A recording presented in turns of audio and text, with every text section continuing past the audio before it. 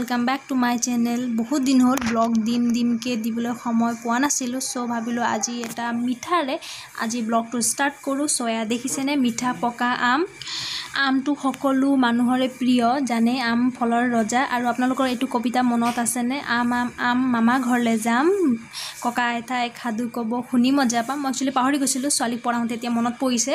এতিয়া খাওঁ আম আৰু কমেন্ট কৰি জনাব কাৰ কাৰ প্ৰিয়। আৰু আমাৰ ছোৱালীক দেখিছেনে এয়া তাইখানে চুলি দীঘল লাগে সো চুলিটো বনাই লৈছে কাপোৰ পিন্ধি লৈ পেলাই। আৰু এয়া মই খাই আছো আম। আৰু এতিয়া বাজিছে আবেলি 7টা। তাৰপিছত চাহটা দিলোঁ সকলোকে, কিন্তু মই যেতিয়া চাহ খাবলৈ মন যোৱা নাছিল আম কুটিকে খাইছোঁ। আৰু এইফালে ছোৱালী আৰু মইহে আছোঁ। এতিয়া তাই কথাবিলাক শুনো আহক। আম খাই কেনেকৈ লাগিছে? মিঠা লাগিছে। মূৰত কি লগাইছা? সেইটো পেন কিহৰ কাৰণে? তোমালোকৰ নিচিনা চুলি বনাবলৈ। চাওঁ চুলিটো চাওঁ পিছফালে এনেকৈ ঘূৰি দিয়ে। হ'ব। হাই ফ্ৰেণ্ডছ, এতিয়া বাজিল 8টা আৰু আমি সব আহিছোঁ পাকঘৰলৈ জুম পাতি। একচুৱেলি 7টাৰ পৰা 8টালৈকে পঢ়ালোঁ ছোৱালীক, তাতকৈ বেছি নপঢ়াওঁ কাৰণ দিনত অলপকৈ পঢ়োৱা ভাল ন। একেবাৰে আৰু 2-3 ঘণ্টা বহাই দিলেতো কিবাহে হৈ যাব, সিহঁতে বৰ পাই যাব।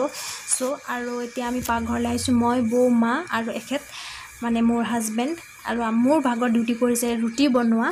এতিয়া মই ৰুটিটো বনাম। বনাওঁতে মানে কি হয়, মই আটা দি পেলাই তাৰপিছত পানী দি তেনেকৈ মই ৰুটিটো বনাব নাজানো, মানে টান হৈ যায়। কিন্তু ফাৰ্ষ্টত পানী দিওঁ, তাৰপিছত অকণমান ৰিফাইন দিছোঁ। ৰিফাইন নাথাকিলে আপোনালোকে মিঠাতেল দিব পাৰে, অকণমান নিমখ দি লওঁ।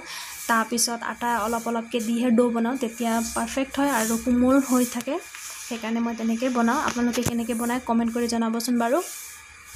তাৰপিছত লগতে মোৰ ভাগত পৰিছে চব্জি, মানে ভেজ চব্জি, সেইটো বনাম।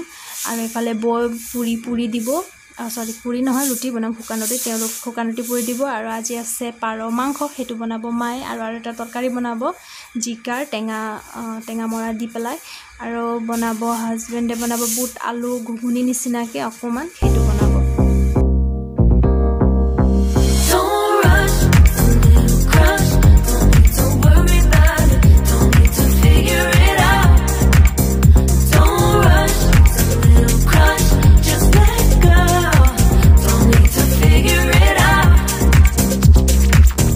Just be honest, I've been in my bed. Reinforce my walls with all these hypotheticals. When it comes to you, no one really compares. But I'm scared and I'm nervous. I don't wanna get hurt anymore. I don't want nobody else. You know that you're fine as hell. I get ahead of myself. Finishing races and never begin. I don't want nobody else. You know that you're fine as hell. I get ahead of myself. Keep on telling myself, don't rush. It's a little crush. Don't need to worry about it. Don't need to figure it out. Friends, মই আটা এনেকৈ ৰুটি বনাই থাকোঁতে কি কৰোঁ, অকণমান আটা ছটিয়াই দিওঁ, তেতিয়া মানে গোল বনাবলৈ সুবিধা হয়। আৰু এইফালে বনাই আছে মিষ্টাৰে তেখেতৰ তৰকাৰী। আৰু ইমানে তেলত মানে জলকীয়া দি দিলে, তেলত জলকীয়া দিলে ইমানে ফুটিছে, মানে হাঁচি ৰখাব পৰা নাই। গোটেইখিনি মানুহ হাঁচিয়াই ফুটিছে গোটেই ৰুমত। এয়া দেখিছেনে, মানে থাকিব নোৱাৰা অৱস্থা কৰি দিছে। কিচেনত এনেতো সোমালে মানে অৱস্থা কাহিৰ কৰি দিছে। আৰু এইফালে ফ্ৰেণ্ডছ মায়ে কেৰাহীত পাঁচফোৰণ দিছে, তাৰপিছত পিঁয়াজ হালধি নিমখ দি দিব। আৰু বেলেগ একো মছলা নিদিয়ে, জিৰা গুড়া অকণমান দিব। ইয়াত সৰুকৈ মিহিকৈ জিকা কুটি লৈছে। এয়া বহুত কোমলীয়া জিকা, সেয়া কুটি লৈছে। তাতে দিব অকণমান টেঙা মৰা, মধুসোলং আৰু ধনিয়া, মানে বন ধনিয়া দিব। ধনিয়াটো নায়ে যিহেতু বন ধনিয়া দিব। সেয়া এটা থুপথুপীয়াকৈ তৰকাৰী এটা বনাব। সেইটো হ'ল মাৰ স্পেচিয়েলিটি, মানে মায়ে এনেকুৱা তৰকাৰী খাই খুব ভাল পায়। চ' মাৰ কাৰণে সেয়া বনাই লৈছে। তাৰপিছত বনাব মায়ে পাৰ তৰকাৰী। আৰু এয়া তৰকাৰী হৈ গ'ল। এতিয়া মায়ে দেখিছে গোটেইখিনি সামগ্ৰীটো গোটাই লৈছে আৰু জুইতে বনাব। এয়া ধুনীয়াকৈ পিঁয়াজ দি পেলাই ভাজি আছে। আৰু এতিয়া ইয়াত দিব পাৰ মাংস। আৰু পাৰ মাংসটো আমি প্ৰায়ে জোল কৰিয়ে খাওঁ, কাৰণ পাৰটো মাংস নাথাকে, জোল খাবলৈ ভাল, চৰ্দি কাহ নহয়, তেতিয়া খাবলৈ ভাল, শৰীৰটো গৰম হৈ থাকে। চ' সেইকাৰণে। আৰু খোৱা লাগি আছে মিষ্টাৰ নিজৰ তৰকাৰীত, মানে কি ক'ম, বুট আলু ঘুগুনিত লাগি আছে। কিন্তু ইমানে জ্বলা দিছে, নিজে খাব পাৰিব নাই পিছত সেইটো খোৱাৰ টাইমতহে গম পাম। আৰু ইমান হাঁচি আহিছোঁ, অথনি দেখিছেই এতিয়া মই ৰুটি বেলি আছোঁ আৰু বৌয়ে ইফালে ৰুটি পুৰাত লাগি গৈছে। আমি সদায় এনেকৈ একেলগে কাম কৰোঁ, মানে কেতিয়াও এনেকুৱাও হোৱা নাই যে অকলে মই কিচেনত সোমাবলগীয়া হৈছে বা বৌ অকলে কেতিয়া কিচেনত সোমাবলগীয়া হৈছে। আমি চব গোটেইখিনি একেলগে আহি যাওঁ আৰু কেতিয়াও কথা পাতি থাকোঁ। এতিয়া যদি মই চাউণ্ড অফ কৰিছোঁ বুলি, নহ'লে আপোনালোকে কথা শুনিলে আপুনি হাঁহি পাগল হৈ যাব। মানে মনেতো থকা নহয়, কিন্তু ইমানেই কথা পাতোঁ কেতিয়াবা ভাজি দেই যাব, কিন্তু কথা শেষ নহয় বোধহয়। চ' এয়া বৌয়ে ৰুটি পুৰি আছে, কিন্তু মই এটা ৰুটি পুৰি দেখুৱাম কেনেকুৱা হয় আপোনালোকে ক'বচোন বাৰু।